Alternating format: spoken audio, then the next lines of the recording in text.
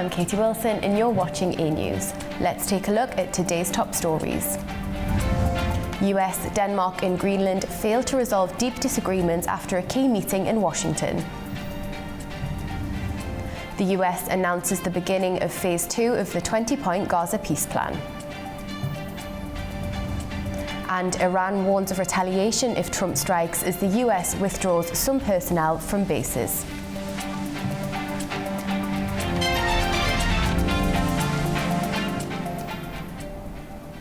Thanks for joining us. First this morning, the United States, Denmark and Greenland failed to resolve deep disagreements over Greenland's future after a key meeting held in Washington on Wednesday. There are still fundamental differences between how Washington, Copenhagen and Nuuk see the political future of Greenland. It's after Denmark and Greenland's foreign ministers held talks with US Vice President J.D. Vance and Secretary of State Marco Rubio at the White House on Wednesday. They described the discussion as frank but constructive. Danish Foreign Minister Lars Løkke Rasmussen said the sides agreed to form a joint working group to discuss security. He confirmed that Washington has not changed its mind. We didn't manage to change the American position. It's clear that the president has this wish of conquering over Greenland. We made it very, very clear that this is not in the interest of the kingdom. There's a government in Greenland with support from 3/4 of the Greenlandic population. The premier made it very, very clear yesterday that Greenland, for the time being and for foreseeable future, will remain within the kingdom of Denmark. Foreign Minister Vivian Motzfeldt said Greenland wants stronger cooperation with the United States. However, she made it clear that Greenland does not want to be owned by the US. President Donald Trump repeated on Wednesday that the United States needs Greenland for national security. He said something will work out, referring to Greenland's future. And the problem is there's not a thing that Denmark can do about it if Russia or China wants to occupy Greenland. But there's everything we can do. You found that out last week with Venezuela. There's everything we can do about things such as that. Not going to happen. We're not, I can't rely on Denmark being able to fend themselves off. They were talking about they put an extra dog, and they were serious about this. They put an extra dog sled there. Denmark says it'll increase its military presence in and around Greenland. Defence Minister Troels Lund Poulsen said this would be done in close cooperation with allies. Sweden also joined the effort. Prime Minister Ulf Kristersson said Swedish military officers were being sent to Greenland at Denmark's request as part of stronger Arctic defence coordination. The US State Department is suspending the processing of immigrant visas for citizens from 75 countries. It's part of Washington's intensifying immigration crackdown. The pause will begin next week, and the move will allow authorities to deny visas to applicants deemed likely to rely on public assistance. The suspension covers Azerbaijan, Armenia, Georgia, Kazakhstan, Uzbekistan, as well as countries across Africa, Asia, Europe and the Middle East. The United States says the Gaza ceasefire plan is entering its second phase. President Trump's envoy Steve Witkoff says the next stage will focus on disarming Hamas, rebuilding Gaza and setting up a Palestinian administration to run daily affairs. Witkoff says Hamas must comply as well as immediately return the final deceased hostage, warning of serious consequences if it does not. He and the White House have not provided details on how the transitional administration would be formed. China says it's willing to deepen cooperation with Canada while eliminating what Beijing calls interference. That's according to Foreign Minister Wang Yi, who met with his Canadian counterpart at a meeting today. Prime Minister Mark Carney will also meet President Xi Jinping for talks on strengthening relations. Chinese officials said the visit aims to boost dialogue and deepen cooperation. Carney is in the country for a 4-day visit, marking the first trip to China by a Canadian Prime Minister since 2017.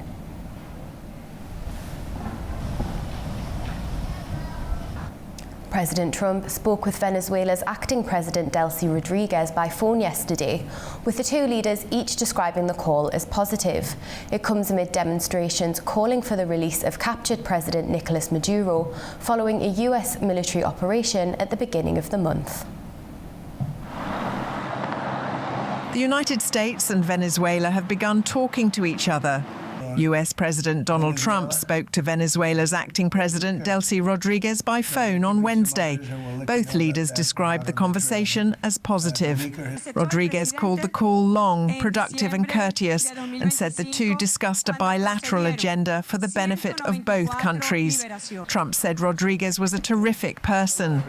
In a social media post, Trump said the two discussed oil, minerals, trade and security. The call marks a dramatic diplomatic shift between the two countries.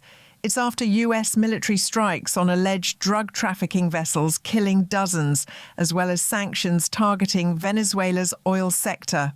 Earlier this month, President Nicolas Maduro and his wife, Celia Flores, were removed from the country and flown to the US to stand trial on drug charges, which they deny.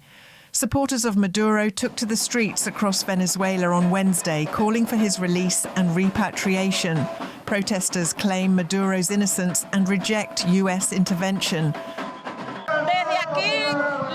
From here, we demand Donald Trump, that miserable invader, to return our president, Nicolas.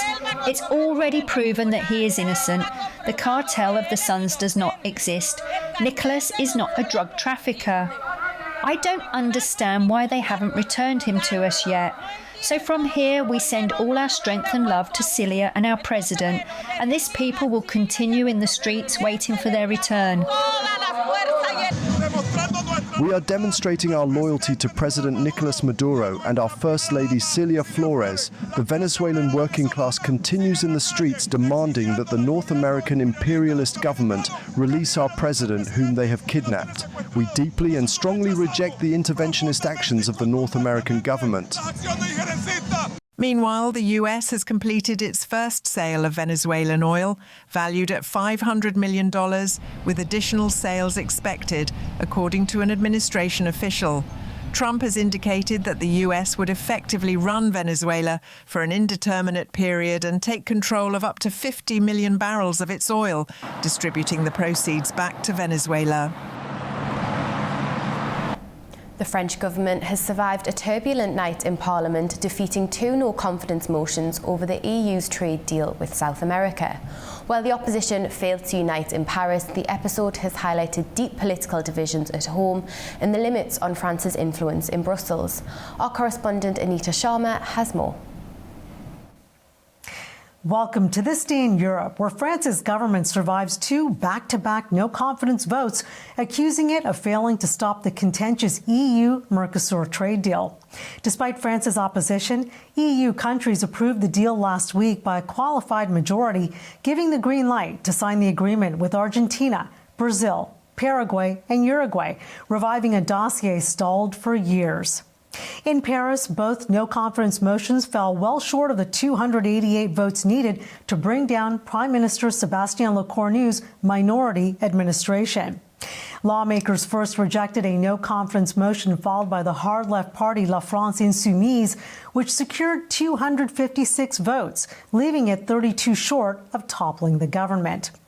A second motion, tabled by Marine Le Pen's far-right National Rally, then drew just 142 votes, confirming that mainstream parties were unwilling to unite with her party to censure the government. The Socialist Party and conservative Les Républicains signaled they wouldn't back any censure tied to Mercosur, effectively guaranteeing the government's survival.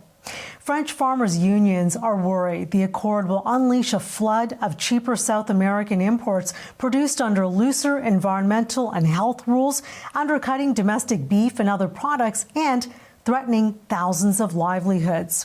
In a blistering speech before the first vote, LFI's Mathilde Panot branded Lecornu's team as, quote, a government of vassals serving the rich, and said it was humiliating France before the European Commission and, quote, the U.S. empire. Le Cornu shot back that opposition parties were acting like, quote, snipers lying in wait, shooting at the executive's back at a time when France needs to focus on international crises and a fraught 2026 budget debate.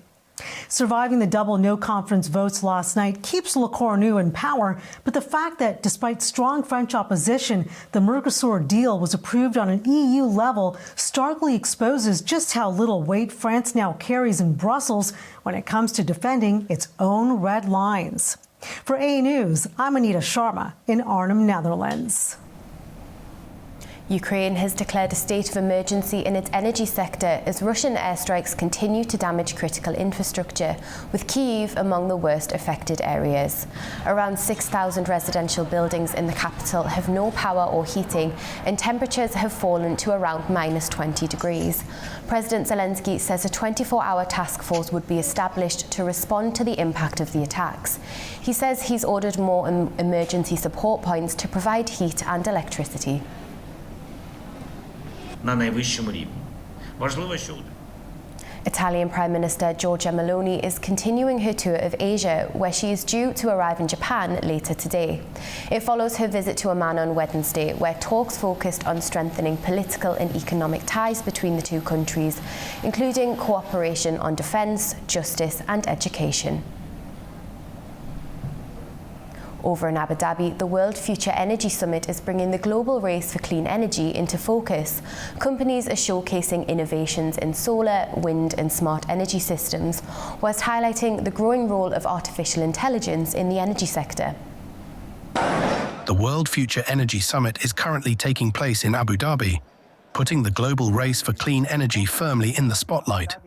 The three-day event, which commenced on Tuesday, has drawn around 50,000 participants from 114 countries, focusing on the latest innovations in solar, wind and intelligent energy systems.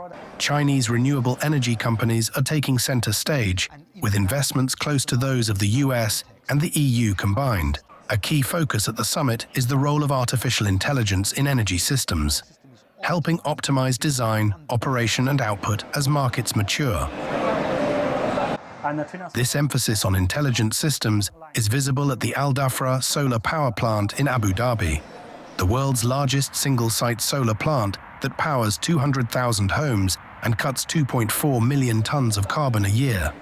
China-Arabic cooperation not only accelerates the energy transition of both sides, but also provides affordable, reliable, replicable, and sustainable clean energy solutions for the whole world, especially developing countries. Moving forward, there's a huge potential for deeper cooperation within industry partners in the new energy sectors.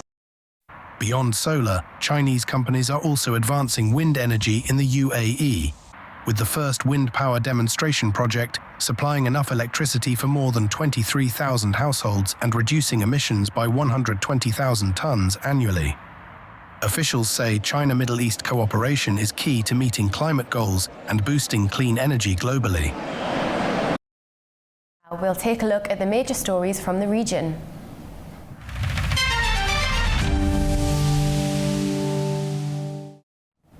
The White House says it is closely watching developments in Iran after President Trump signalled that the violence linked to the unrest may be easing. His comments come amid conflicting accounts from inside the country and an ongoing communications blackout.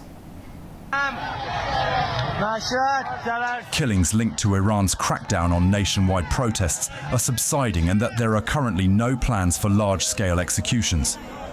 Speaking on Fox News on Wednesday, Iranian Foreign Minister Abbas Araghchi said there is no plan by Iran to hang people. He said hanging is out of the question. He also disputed reports of a high death toll of protesters. There were terrorist cells. They came in.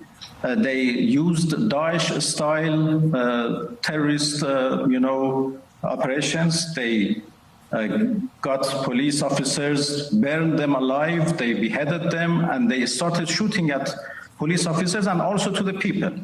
So as a result, for 3 days, we had, in fact, fighting against terrorists and not, with the protesters. It was completely a different story. The reason I have to explain, and this is important, why they started to shoot at people, for one reason, they wanted to increase the number of deaths. Why? Because President Trump has said that if there are killings, he would intervene. And they wanted to drag him into this conflict. And that was exactly an Israeli plot. US President Donald Trump said he had received assurances from what he described as very important sources inside Iran that the killings had stopped. Asked whether that meant US action was now off the table, Trump said Washington would continue to monitor developments. There's no plan for executions or executions. So I've been told that a good authority will find out about it. I'm sure if it happens, we'll all be very upset, including you will be very upset, but that's just gotten to me, some information that the killing has stopped, that the executions have stopped. They're not going to have an execution, which a lot of people were talking about for the last couple of days. Today was going to be the day of execution. Meanwhile, Iranians crossing into neighbouring Turkey said protests in their region appeared to have eased. But many said they were unaware of events elsewhere due to an internet blackout. Things were fine, brother. We, as Iranian Azerbaijanis, didn't have any fighting, arguing among us. There was some protests for a few days among the Persians. Residents also described a return to calm in their hometowns. In Iran, there were none protests in our city. No, there were none. They happened in the big cities. There were some complaints related to the high cost of living. They have decreased. Meanwhile, Iran temporarily closed its airspace late on Wednesday, forcing airlines to cancel or reroute flights amid concerns over possible military action. The United States has also begun withdrawing some personnel from bases in the Middle East, after Tehran warned neighbouring countries it would strike American targets if Washington intervenes.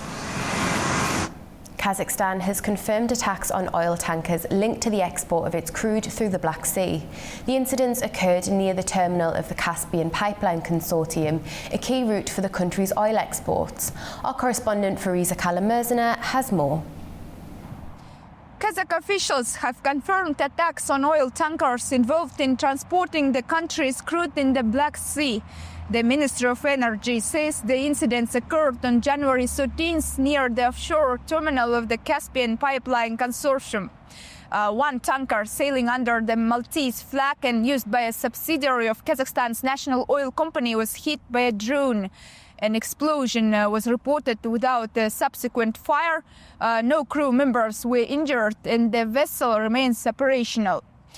A second tanker, Delta Harmony, under the Liberian flag, was attacked while waiting to load cargo.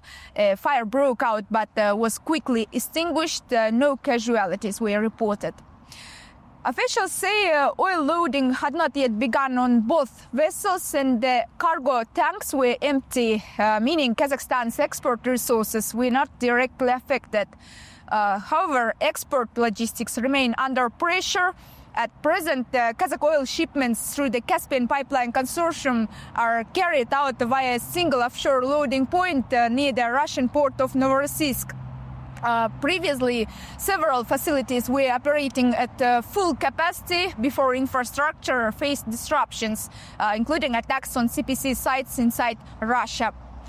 The ministry has not provided precise figures on export losses. Part of the oil has been redirected to alternative routes, including the Atrau-Samara pipeline and shipments to China.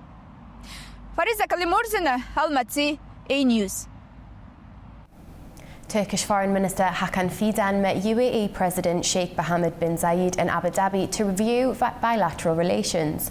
The meeting focused on the current state of ties and opportunities to deepen cooperation between the two countries. During the visit, Fidan also held separate talks with his Emirati counterpart.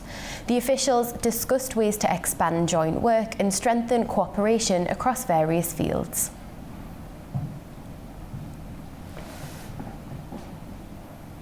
Uzbekistan says it has made significant progress on the long-discussed Trans-Afghan Railway project meant to link Central and South Asia. Officials say that work on a feasibility study is now underway. Our correspondent Tamim Bahis has more on that from Kabul. Uzbekistan's Ministry of Transport say the country is moving ahead with critical planning for Trans-Afghan Railway, a flagship regional project aimed at linking Central Asia with South Asia through Afghanistan. Officials confirmed that a feasibility study is currently in progress, a step that follows last year's trilateral agreement between Afghanistan, Uzbekistan and Pakistan. That deal was signed during a meeting of the three countries' foreign ministers in Kabul in early July, laying the groundwork for what could become one of the region's most important trade corridors. Under the proposal, the railway would stretch some 573 kilometers, reaching Pakistan's Khyber Pakhtunkhwa province.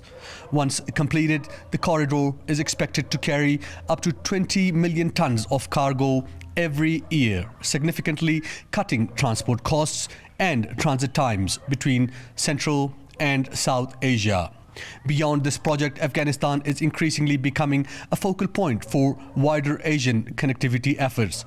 Countries across Central and South Asia are now working with Kabul on transport corridors, road links and rail networks aimed at turning Afghanistan from a landlocked state into a land bridge between major markets.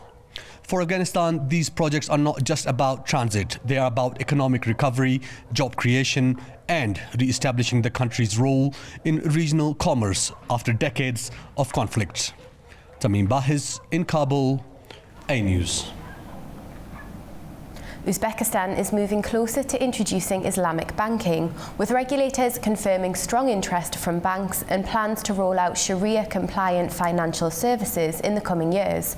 Our correspondent Sevil Rajapova has more.